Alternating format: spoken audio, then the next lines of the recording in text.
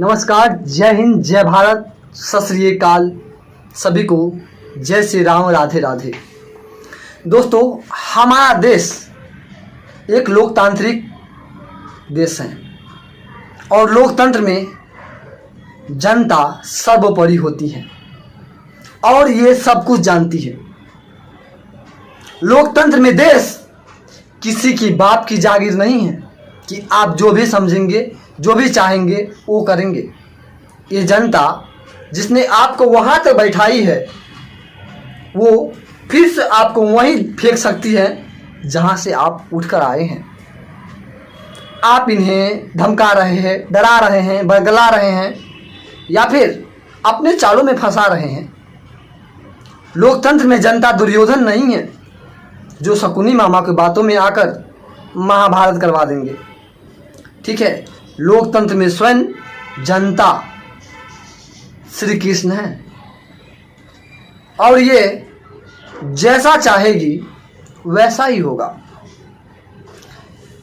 ये देश, ये राष्ट्र, ये समाज किसी भी नेता की या किसी भी पॉलिटिक्स पार्टी की बाप की जागीर नहीं है जो अपनी बातों में इन्हें आप बरगला नहीं सकते हैं।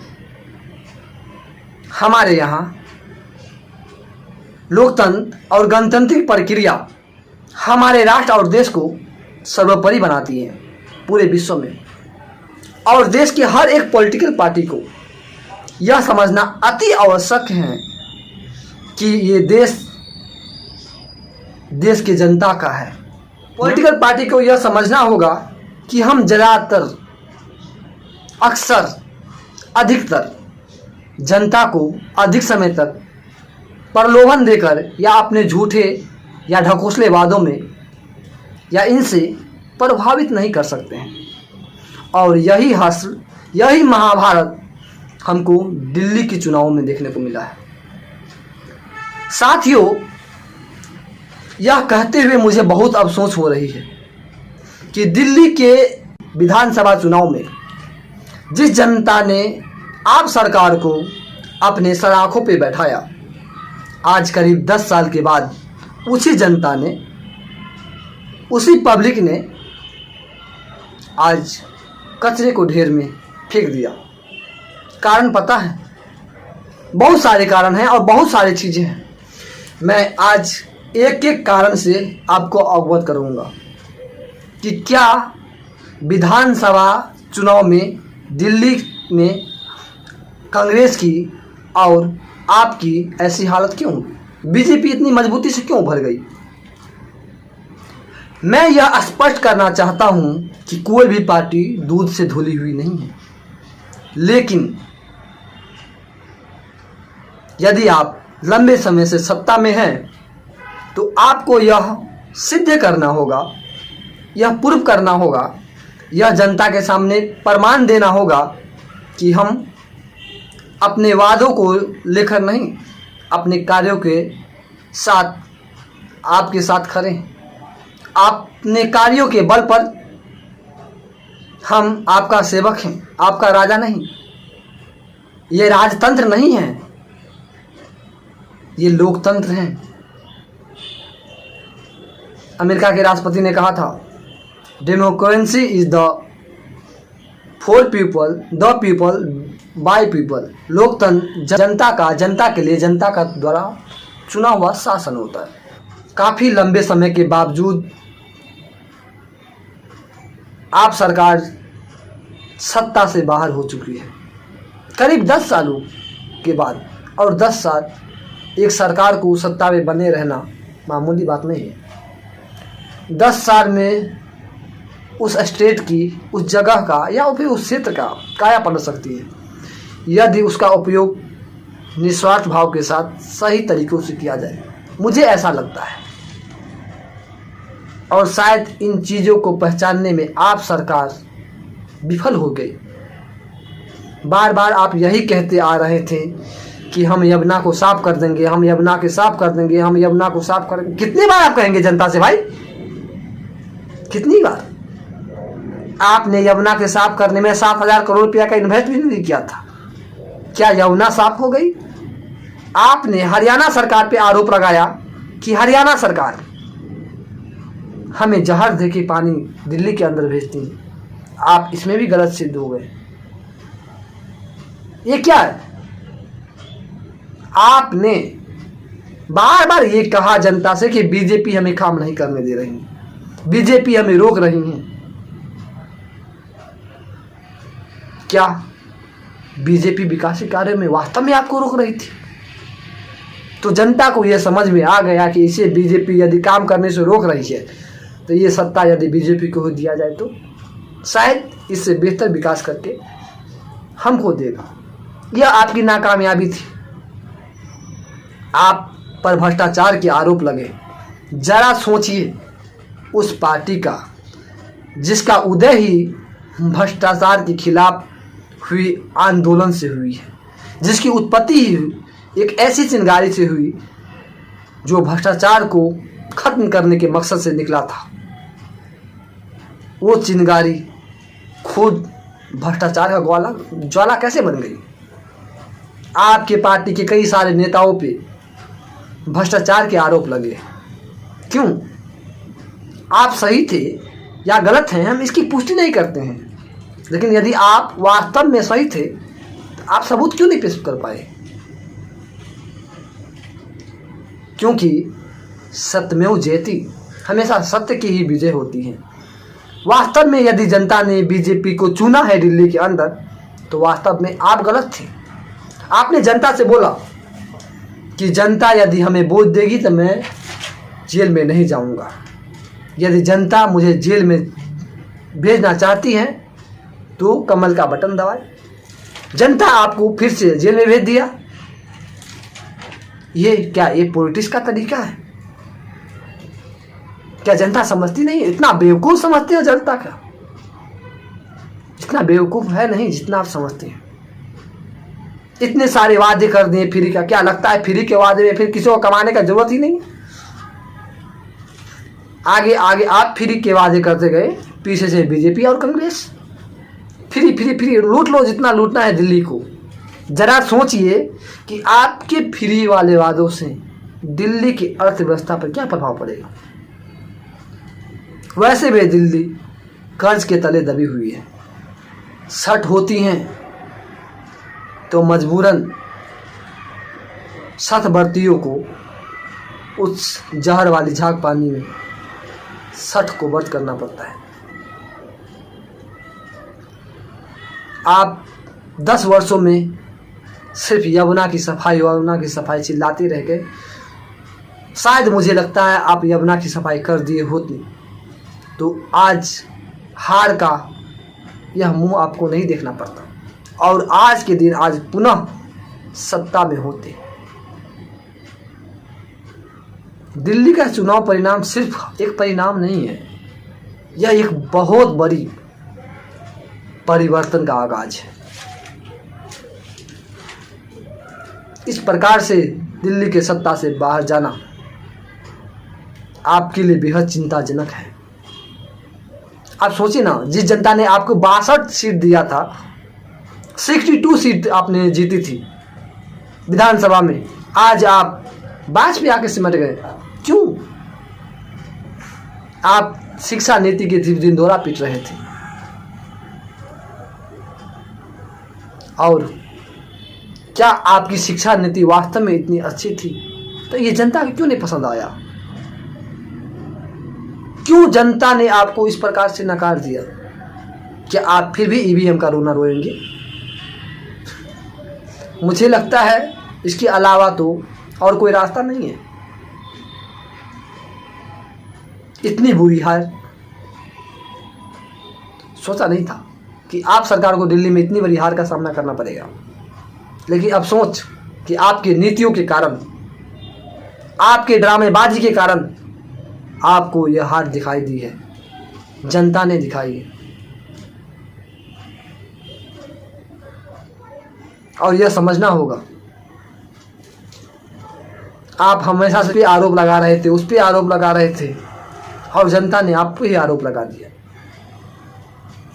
आप कहते थे कि हम पॉलिटिक्स में नहीं आएंगे, आप पॉलिटिक्स में आए, जनता ने कहा चलो कुछ नया बदलाव लेकर आया होगा।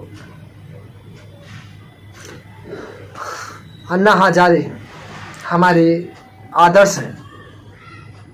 आज आप पर वो भ्रष्टाचार के आरोप लगा रहे हैं, उनका भी आरोप पे आप सरकार पे भारी पड़ा है, उनसे भी आपको नुकसान हुआ है।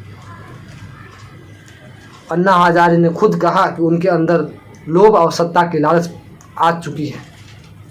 मैंने इन्हें बार बार समझाया लेकिन समझ में नहीं आया। कुमार विश्वास इतने बड़े व्यक्तित्व ने आपका साथ छोड़ दिया, क्यों छोड़ दिया? क्या आपने कभी विचार किया? अन्ना हजारे जैसे लोग जिन पर आज तनिक सा इंक का दाग नहीं लग सका, उन्होंने आपका छोड़ दिया, क्यों छोड़ दिया आपका साथ? इन सब चीज़ों पर आपके नेताओं को और आपको विचार करने की ज़रूरत है, मंथन करने की ज़रूरत है। आपकी इतनी बड़ी हार यह दर्शाती है, यह एग्जाम्पल है, यह उदाहरण है कि आप झूठे वादों के अंतर्गत किसी को बहला या फुसला नहीं सकते। हाँ, बहला फुसला सकते हैं, लेकिन मात्र एक बार, बार बार नहीं। ठीक है, इतने सारे वादे, जनता को ये समझ में नहीं आती थी क्या कि आप पूरा कैसे करेंगे इसे। खैर, बहुत सारी चीज़ तो आप फ्री में दे रहे थे ना दिल्ली को, लेकिन जनता को ये क्यों पसंद नहीं आया कि ये सब नहीं चाहिए उन्हें। अरे फ्री में तो लोग को कुछ भी मिले तो ले ले, लेकिन आपकी योजनाओं को जनता ने नकार क्यों दिया? मैं आप पे आरोप नहीं लगा रहा हूँ, बस कुछ प्रश्न है हमारे मन में जो मैं आपसे पूछ रहा हूँ। आप आए थे बहुत बड़े बदलाव लेकर के, लेकिन पॉलिटिक्स में नेताओं को यह समझना आवश्यक है कि जनता के लेने देने पे राजनीति करना जनता के साथ मजाक करना है, और जनता अपनी मजाक कभी बर्दाश्त नहीं कर सकती। अन्ना हजारे के आंदोलन के बाद से जो पार्टी, जो सरकार, जो नेता भ्रष्टाचार के खिलाफ देश की सत्ता में आई, वही भ्रष्टाचार में कैसे लिप्त हो गई, या फिर उन पर ऐसे आरोप क्यों लगते गए हैं? क्या अपने आप को ईमानदारी का सर्टिफिकेट देना इतना महंगा पड़ गया क्या, या फिर जनता को बार बार साफ सुथरी यमुना का वादा पसंद नहीं आया, या फिर जनता को प्रति महीने 2100 रुपया नहीं चाहिए था, या फिर दिल्ली के हर एक पुजारियों को वार्षिक महीने का जो वादा किया गया था पॉलिटिकल पार्टी के द्वारा, वो नहीं चाहिए। यदि ये सब चाहिए था तो क्यों आज आप सरकार घुटने पे आ गई? देखिए, जो हमें यहाँ तक लेके आई है, जिसने हमको रिस्पॉन्सिबिलिटी दी है, जिसने हमको जिम्मेदारियाँ दी हैं, वो हमारे बारे में सब कुछ जानता है। यह एक लोकतांत्रिक देश है और सभी पॉलिटिकल पार्टी को यह समझना अति आवश्यक है कि हम जनता के भलाई के लिए कार्य करें। यदि आप बार बार एक ही वादों को लेकर के, एक ही मुद्दों को लेकर के जनता को बरगलाने या फुसलाने का प्रयास करेंगे तो आपको ऊपर से लेके नीचे भी ला सकता है, और यह समझना होगा। दिल्ली में राजनीतिक पार्टियों ने बड़े बड़े वादे किए थे, कोई भी पार्टी दूध की धूली नहीं हुई है। ये मैं नहीं कहता हूँ कि क्या कोई पार्टी भ्रष्टाचार में लिप्त है, मैं कहता सभी पार्टियां हमेशा से जनता के लेने देने पर राजनीति करती आ रही हैं, लेकिन जनता को यह पता है कि क्या हमारे हित में राजनीति हो रही है या हमारे अनहित में। तो दिल्ली के विधानसभा इलेक्शन से यह स्पष्ट हो जाता है कि आप उनके लिए कार्य कर रहे हैं या फिर दिखावा कर रहे हैं या उनकी अच्छी तरीके से पता है।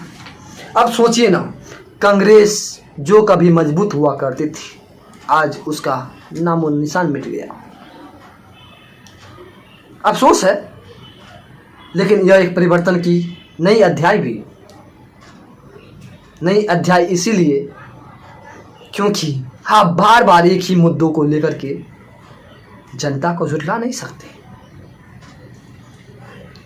कई सारे वादे किए गए थे, कई सारे वादों का मैं डिटेल निकाला हूँ और कैलकुलेशन के साथ एक एक आंकड़ों से आपको अवगत कराऊंगा, क्योंकि हमारा काम हर एक सटीक, हर एक अपने लेखन के माध्यम से, अपने बातों के माध्यम से हर एक आंकड़ों को, हर एक चीज़ों को प्रस्तुत करना हमारा काम है। साथियों, यह देश में नेताओं ने जनता को इस तरीके से झुठलाने का प्रयास कर रहे हैं कि यदि जनता इसके चंगुल में आ जाए तो मुझे नहीं लगता है कि इस देश का सर्वांगीण विकास हो पाएगा। एक राजनीतिक पार्टियां कहती है हिंदू खतरे में है, दूसरी राजनीतिक पार्टियां कहती है संविधान खतरे में है, तीसरी राजनीतिक पार्टियां कहती है वो आ जाएगा तो ये सारी योजनाओं को बंद कर देगा, चौथी राजनीतिक पार्टियां कहती है समाज खतरे में है, पांचवी राजनीतिक पार्टियां कहती है ओबीसी एसटी जातिगत आदिवासी खतरे में है। मुझे व्यक्तिगत रूप से यह नहीं लगता है कि कोई भी खतरे में है, और हकीकत है, यह रियलिटी है, यह सच है कि खतरे में कोई नहीं है। खतरे में एक ही चीज़ है, वो है नेताओं और पॉलिटिकल पार्टी की वोट बैंक, जिसके कारण वो आपको खतरे में बताते हैं। यह देश, यह समाज, यह राष्ट्र हमेशा सर्वोपरि रही है और रहेगी, लेकिन यहाँ के नेताओं को यह समझना अति आवश्यक है कि जो राजनीति हम कर रहे हैं क्या इनका लाभ जनता तक पहुँच पा रहा है, और यदि जो राजनीतिक पार्टियां यह समझने में कामयाब हो जाती हैं तो फिर जनता उन्हें अपनी सराखों पर बैठाएगी, और जो राजनीतिक पार्टियां यह समझने में नाकामयाब होती हैं जनता उसको समझ ही गए होंगे। तो आइए झूठे वादों को थोड़ा पर्दाफाश करते हैं दिल्ली के बजट के अनुसार। और इस कैलकुलेशन में मुझे लगभग करीब 4 घंटे लगे हैं सारे आंकड़े को इकट्ठा करने में, और मैं आपको एक एक करके सारी चीज़ों को से अवगत कराता हूँ। दिल्ली की हर एक महिलाओं को जिनकी आयु 21 वर्ष से अधिक है 2100 रुपया महीना देंगे। ठीक है, तो इन पे अपनी पॉइंट ऑफ व्यू के साथ हम आपको बताने की कोशिश करते हैं। दिल्ली के अंदर जो 18 प्लस आयु की महिलाएं हैं वो 62 लाख हैं। ठीक है, और इस योजना का जो मासिक खर्च आएगा 1302 करोड़ का, 1302 करोड़ का। इसी का वार्षिक खर्च आ जाएगा 15,624 करोड़। अब मैं संक्षिप्त से आपको बताता हूँ। जो वार्षिक खर्च होगा महिला सम्मान योजना का एक वर्ष में 15,624 करोड़ रुपया, पूजाजी ग्रंथि सम्मान योजना का वर्ष में 864 करोड़ रुपया, संजीवनी योजना का एक वर्ष में 4,000 करोड़ रुपया, किराएदार का जो फ्री बिजली पानी का सब्सिडी का 1,200 करोड़ रुपया, और सफाई और कर्मचारियों को आवास में 17,500 करोड़।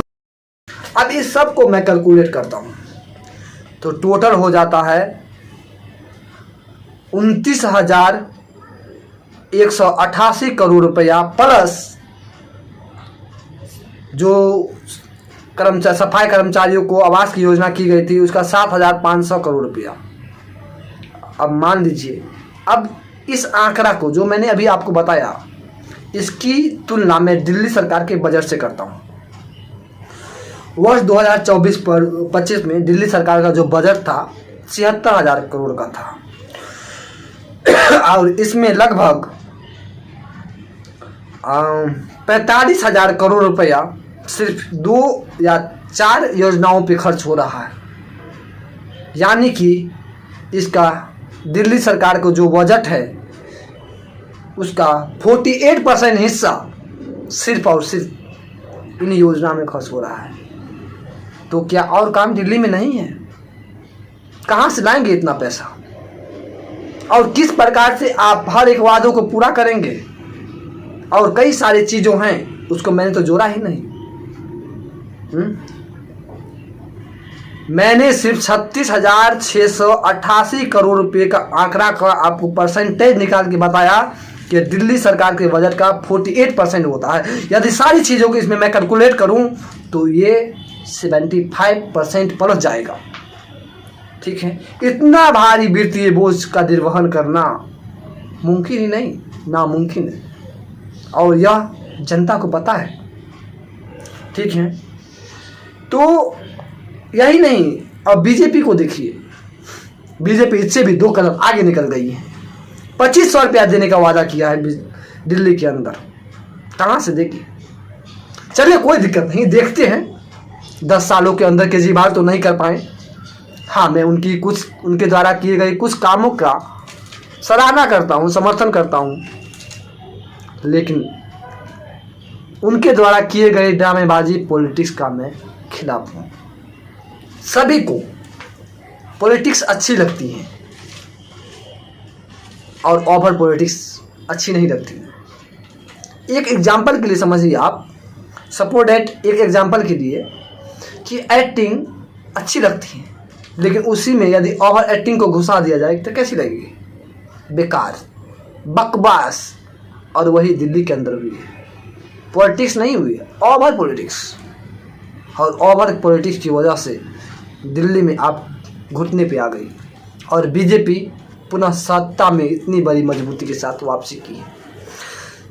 कोई नहीं, अब देखते हैं दिल्ली में बीजेपी क्या करती है। क्या बीजेपी अपने द्वारा किए गए हर एक वादों को पूरा कर पाती है, या फिर वही जैसा दिल्ली में आप सरकार ने किया उसी प्रकार से जनता को प्रलोभन दे करके सिर्फ जनता को झुठलाने का प्रयास तो नहीं करेगी। बाकी हम इन सारे मुद्दों पे चर्चा करेंगे। बाकी तब तक के लिए best of luck. So thank you very much, बहुत बहुत धन्यवाद आप सभी साथियों को, आप सभी लोगों को। जय हिंद, जय भारत।